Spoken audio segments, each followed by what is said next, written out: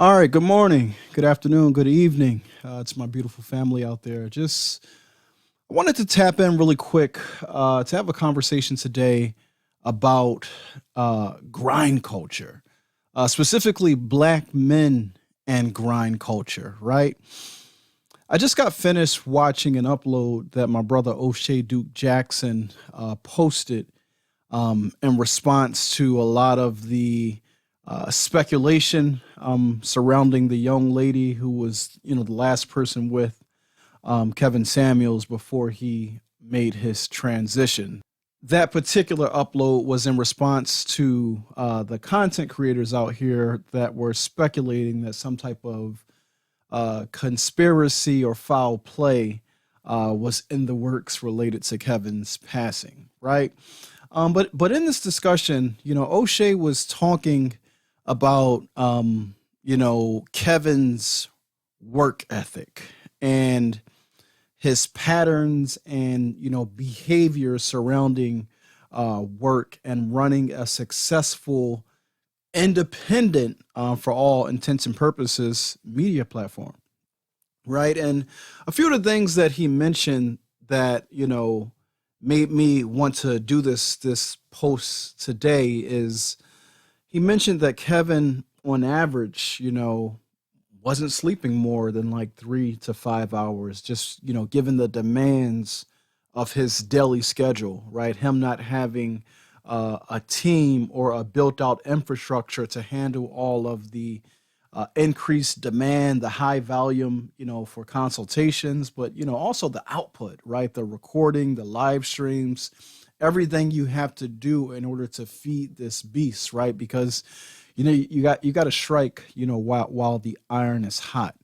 But as I was listening to O'Shea talk, it made me think about grind culture and hustle culture, right?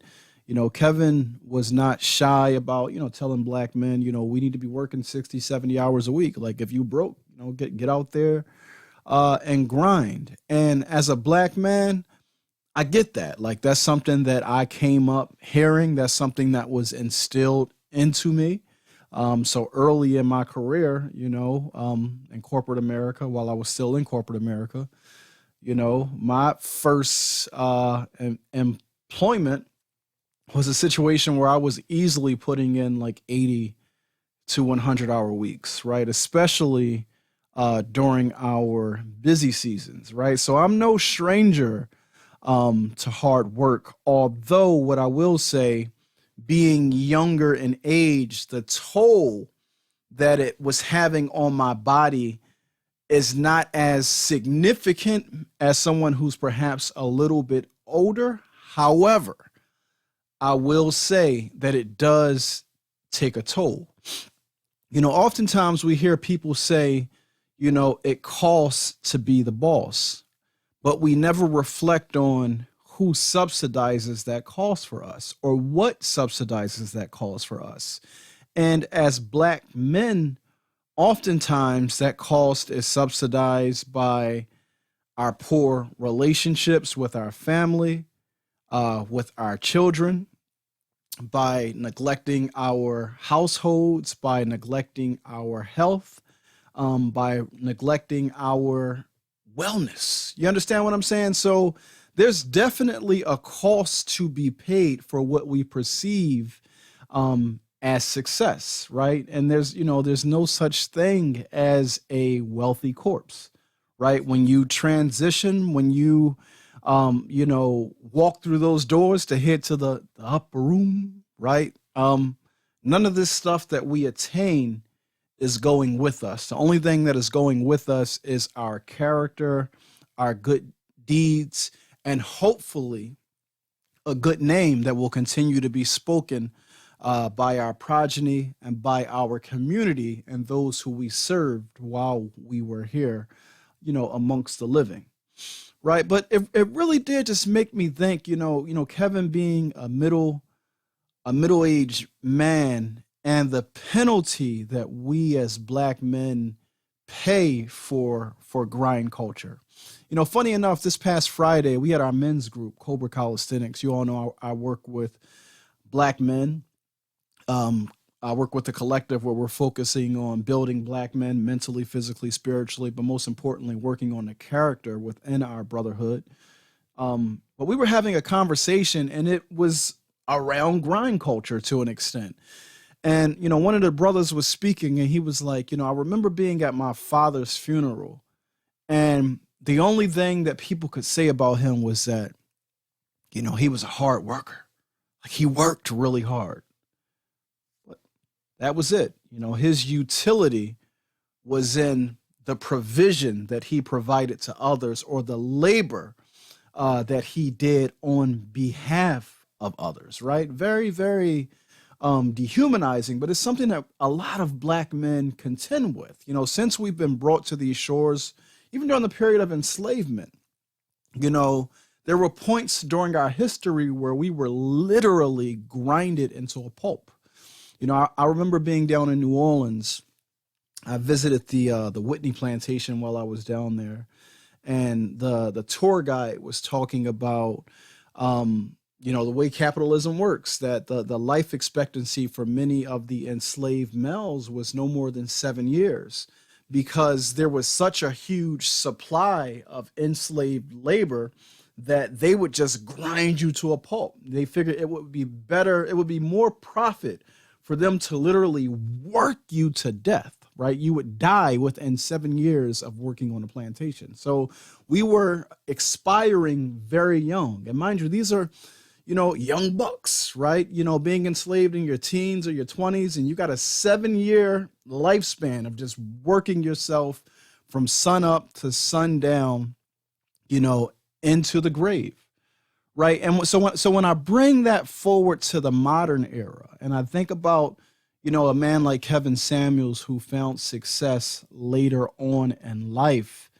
and what it potentially cost him to attain that particular success, it's a very sobering reality about what we as Black men have to deal with, right? Just think about this lifestyle of being, a bachelor, a middle-aged bachelor grinding for success, right? So you're living alone. So chances are you're not getting home cooked meals or healthy meals. You're probably eating out steak dinners every night. Everybody knows that Kevin was a big fan of Red Bulls. Whatever other vices we may pick up along the way, whether it be alcohol. I'm not saying that Kevin was a drinker. I'm just talking about us as men, right? We all have virtue. We all have vice, right? So I'm just saying, like, what does it all mean if at the end, when we achieve it, we can't really enjoy it? And we didn't necessarily build the things, right, that truly would leave us legacy, right? We didn't build relationships. We didn't build real friendships. Like, I've been listening to a lot of the brothers speak about, what Kevin meant to them, right? For an example, I listened to a live that the brother Anton Daniels did.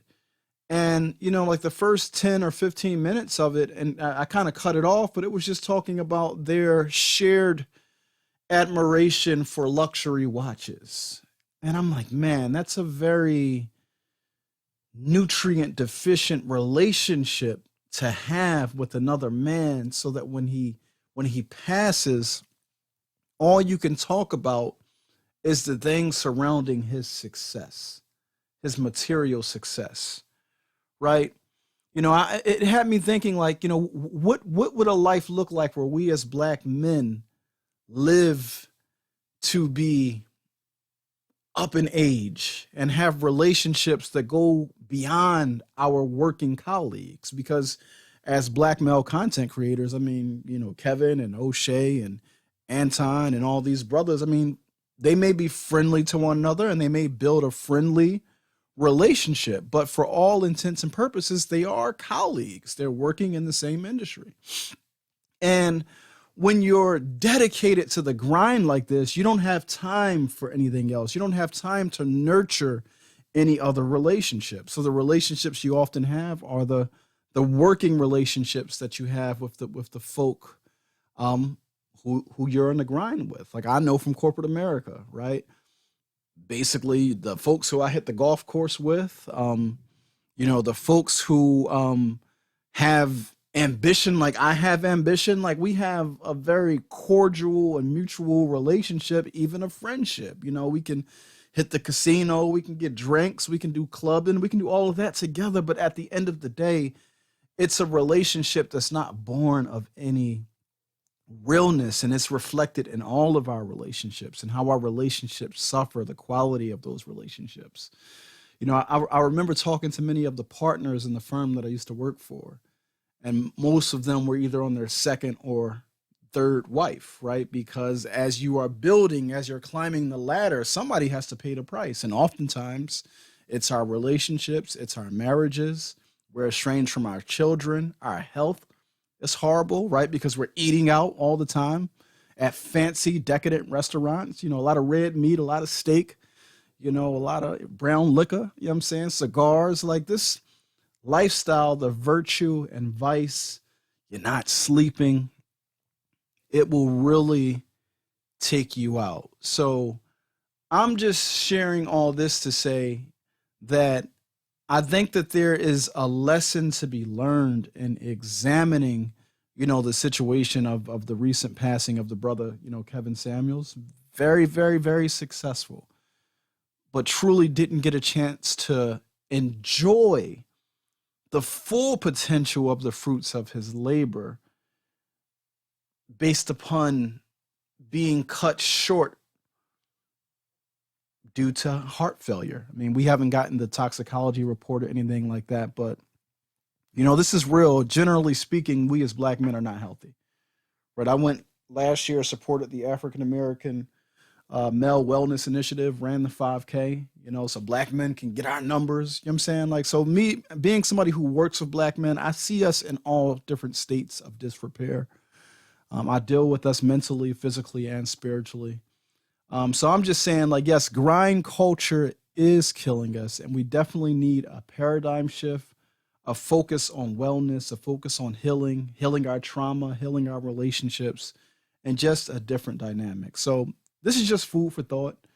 If you're here for the first time, please do like, share, subscribe, leave a comment below, and I'll tap in with y'all soon. Peace.